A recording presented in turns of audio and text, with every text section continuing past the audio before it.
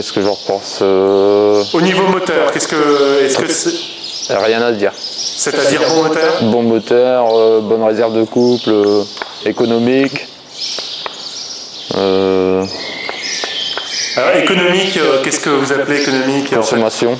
Ouais. Vous avez fait un calcul? Ouais. En préparation maïs. Ouais. Avec le compacteur 5 mètres derrière, à 8 cm de profond. Ouais.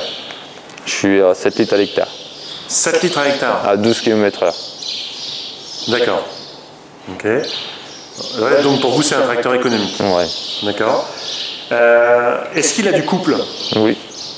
Il y a le booster dessus qui s'enclenche à 15 km/h. Sur route, on se sent, dans les champs, non. Mais bien réactif, nervosité.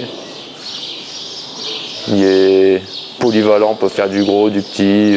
D'accord. Le seul défaut qu'il peut y avoir, c'est poids puissance. C'est-à-dire? Trop léger de l'arrière.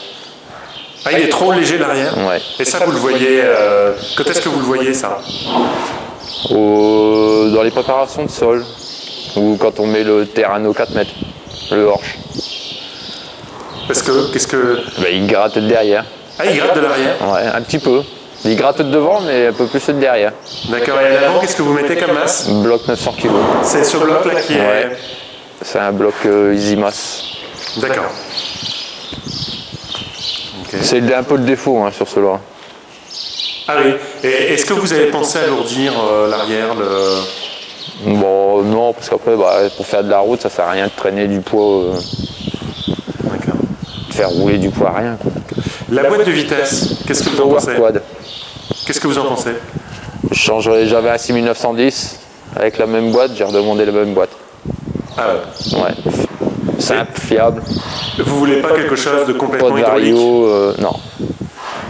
Et une variation continue? J'en ai essayé une, mais je suis pas trop satisfait. Une question de nervosité, tout ça, c'est pas... Réactivité, c'est pas c'est pas aussi pratique que ça. D'accord. C'est doux au démarrage, l'hydraulique. De quoi, la variation continue? Ouais. Si on veut démarrer brutalement ou dans un champ, quand on commence à s'embourber, qu'on veut pousser une gamme de plus, il est plus long. Bon, ça peut se régler, la nervosité de la... Ouais, mais c'est comme le Fendt. Le Fendt, on dit c'est un Fendt, c'est un tracteur super, mais c'est assez mou. Même en position 3 sur les Fendt. D'accord. Oui, parce que vous conduisez un Fendt 900... 824. 824. Et 714 aussi. Et 714, d'accord. Donc vous avez une expérience avec la variation continue. Ouais. Les consommations du Fendt, on dit que ça consomme pas, mais le John Deere, s'il consomme, c'est qu'on ne sait pas l'utiliser. D'accord. Ouais, vous n'êtes pas d'accord avec les gens qui disent que le 6930, par exemple, consomme? Ouais, moi, je suis pas d'accord. D'accord. Et le 6910 que j'avais avant, c'était pareil. Et alors, vous l'utilisez à quel régime moteur? 1750. D'accord. Maximum. Alors, et la boîte, est-ce que vous n'auriez pas préféré une boîte complètement PowerShift? Non.